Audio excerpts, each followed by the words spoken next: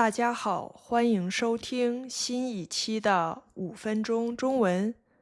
5分钟中文是一档每周末更新的中文播客，用地道自然的中文跟大家聊学习和生活中有意思的事儿。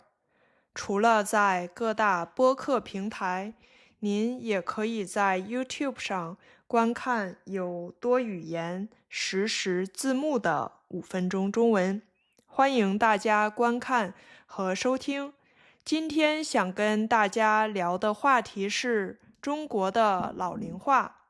根据官方统计数据，2024年中国60岁及以上的人口已经超过22%，也就是说，每5个中国人里就有1位是老年人。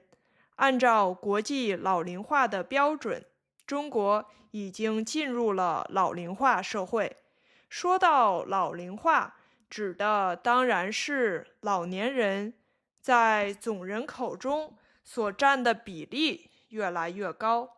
但是之所以会出现这种情况，并不只是因为人活得更久了，一个重要的原因是新生儿也越来越少了。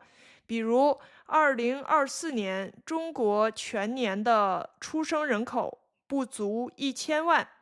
我之前在第198期也聊过，为什么现在很多中国人不爱结婚生孩子。如果您感兴趣，欢迎您回去收听。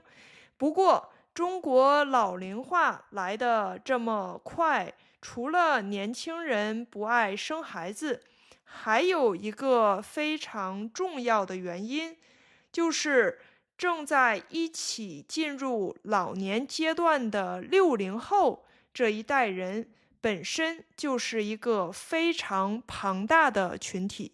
他们出生在中国生育率的高峰时期，当时国家鼓励生育，同时医疗和公共卫生条件也开始明显改善。后来他们成年以后，又赶上改革开放和经济的快速发展，生活条件越来越好，医疗条件也不断改善，所以寿命也越来越长。这样一来，就形成了今天这个规模很大的老龄群体。当然，老龄化带来的压力也很现实。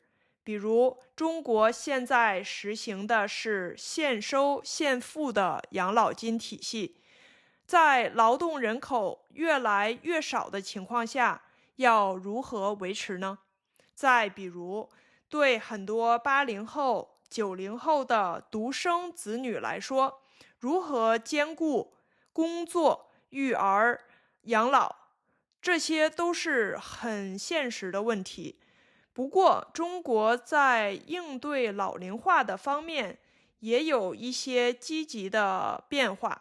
首先是无障碍设施的普及。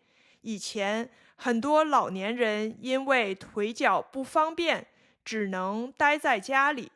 但是这2年我回国的时候，发现有越来越多的老人坐着电动轮椅车，在小区、在街上自由活动。这背后其实和整体的无障碍环境的改善有很大关系。比如我奶奶，她以前住在老居民楼，没有电梯，也没有无障碍通道，所以需要轮椅出行的她就很难出门。但是后来她搬到一个新小区，有电梯，有无障碍坡道，所以她每天都可以推着轮椅下楼晒太阳，跟朋友聊天。还有一个变化就是社区医疗体系的建设，在很多地方，社区医院已经变得非常方便，甚至不出小区就可以看到医生。对于很多老人来说，在社区就能做检查，看一些小问题，也能进行健康随访，这个真是一个非常好的变化。这些努力从无障碍设施到社区医疗网络的普及，不一定能完全解决老龄化的问题，但是我觉得确实是中国社会层面上的一些积极的改变。如果您喜欢这一期的5分钟中文，欢迎您帮我点赞，并且分享给学习中文或者对中国文化有兴趣的人。如果您想支持我，下面有支持链接。感谢您的收听，我们下期再见。